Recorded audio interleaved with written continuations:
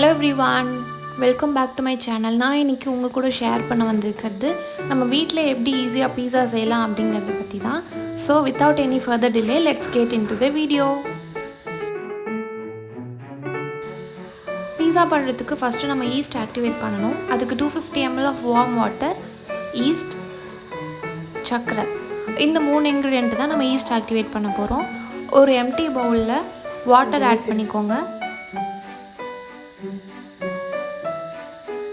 அடுத்து east add பண்ணுங்க. அடுத்து சக்கரை. இது மூணுத்தையும் நல்லா மிக்ஸ் பண்ணி விட்டு ஒரு 5 minutes ரெஸ்ட்ல விட்டுருங்க. ஈஸ்ட் அப்போதான் ஆக்டிவேட் ஆகும். 5 minutesக்கு அப்புறம் பாத்தீங்கன்னா நம்ம பண்ணி வச்சிருக்க ஈஸ்ட்ல இப்படி நொரநொரியா மேலே இருக்கும். இப்போ ஈஸ்ட் வந்து நமக்கு ரெடி ஆயிருச்சு. நம்ம நெக்ஸ்ட் பீஸாக்கான டோ செய்ய ஸ்டார்ட் பண்ணலாம். அதுக்கு இன்னைக்கு நான் 500 grams of மைதா எடுத்துர்க்கேன். கொஞ்சமா salt, அப்புறம் ஆலிவ் ஆயில், இது மூணுத்தையும் நல்லா மிக்ஸ் பண்ணி விடுங்க. டோ ஓரளவுக்கு மிக்ஸ் பண்ணதுக்கு அப்புறம் நம்ம ஆல்ரெடி பண்ணி வச்சிருக்க ஈஸ்ட் இதில் ஆட் பண்ணி கையில் நல்லா ஒட்டாத அளவுக்கு நல்லா மாவை வந்து சாஃப்டாக பிசைய போகிறோம்.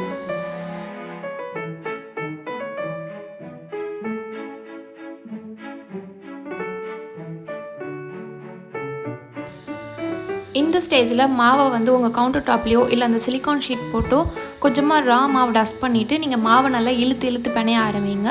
மாவு எந்த அளவுக்கு இருக்கணும்னா நம்ம எடுத்து பார்த்தோன்னா நம்ம கையில் ஒட்டக்கூடாது. மாவு இந்த மாதிரி இருக்கணும். இதுதான் கரெக்ட் கன்சிஸ்டன்சி. இந்த டைமில் நீங்கள் கொஞ்சம் ஆயில் ஸ்ப்ரே பண்ணி ஒரு வெட் கிளாத் போட்டு 2 hours க்ளோஸ் பண்ணி ரெஸ்ட் டைம் விட்டுருங்க. 2 hours நம்ம ரெஸ்ட் டைம் விட்டால் மட்டும்தான் மாவு நல்லா புளிச்சு வரும். அதனால தான் நம்ம 2 hours ரெஸ்ட் டைம் வைக்கிறோம்.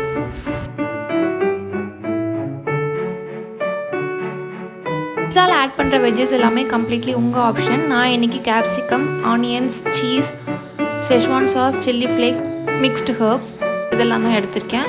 இந்த பீஸா டோ பண்ணுறதுக்கு இப்போ நம்ம ஒரு ட்ரே இல்லை ஒரு பிளேட்டில் இந்த டோ எடுத்து அதில் போட்டு நல்லா ஸ்ப்ரெட் பண்ணி விட போகிறோம். இந்த வீடியோவில் நான் எப்படி காட்டணும் அதே மாதிரி நீங்களும் ஸ்ப்ரெட் பண்ணி விடுங்க.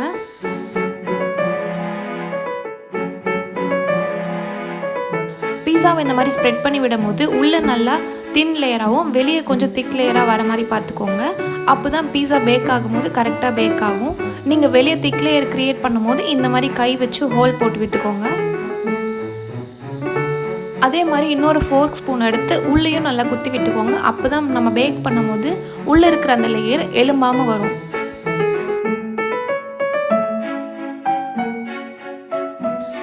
இந்த ஸ்டேஜில் நான் 230 degree Celsiusக்கு ப்ரீ ஹீட் பண்ண போகிறேன் 10 minutes. இப்போ இந்த பீஸா மேலே ஸ்ப்ரெட்ஸ் வெஜ்ஜஸ் எல்லாமே ஆட் பண்ண போகிறோம். நான் இன்றைக்கி ஷெஸ்வான் சாஸ் ஆட் பண்ணுறேன்.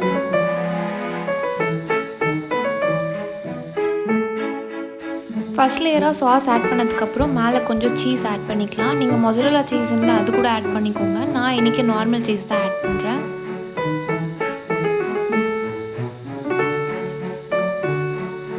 ஆட் பண்ணி முடிச்சதுக்கப்புறம் என்கிட்ட இருக்க வெஜ்ஜஸ் நான் ஆட் பண்ணுறேன். Capsicum and onions.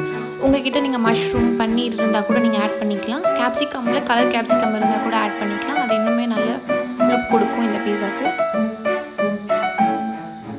ஒன்ஸ் நீங்கள் வெஜ்ஜஸ் எல்லாம் ஆட் பண்ணதுக்கப்புறம் மேலே திருப்பியும் ஒரு டாப்பிங்காக நீங்கள் கொஞ்சம் சீஸ் ஸ்ப்ரெட் பண்ணி விட்டுக்கோங்க. சீஸ் ஒன்ஸ் ஸ்ப்ரெட் பண்ணதுக்கப்புறம் உங்ககிட்ட இருக்கிற சீசனிங் எல்லாமே நீங்கள் ஆட் பண்ணிக்கலாம். நீங்கள் ஒன்ஸ் பேக் பண்ண போகிறீங்க அப்படிங்கும் போது சைட்ஸ்லாம் வந்து கொஞ்சம் ஆயில் ஸ்ப்ரெட் பண்ணி விடுங்க. ஆயில் இல்லை பட்டர் கூட ஸ்ப்ரெட் பண்ணலாம். நான் இப்போ ஆயில் தான் ஸ்ப்ரெட் பண்ணுறேன். அவ்வளோதான், பீஸாக்கான டாப்பிங்ஸ் எல்லாமே நம்ம போட்டாச்சு.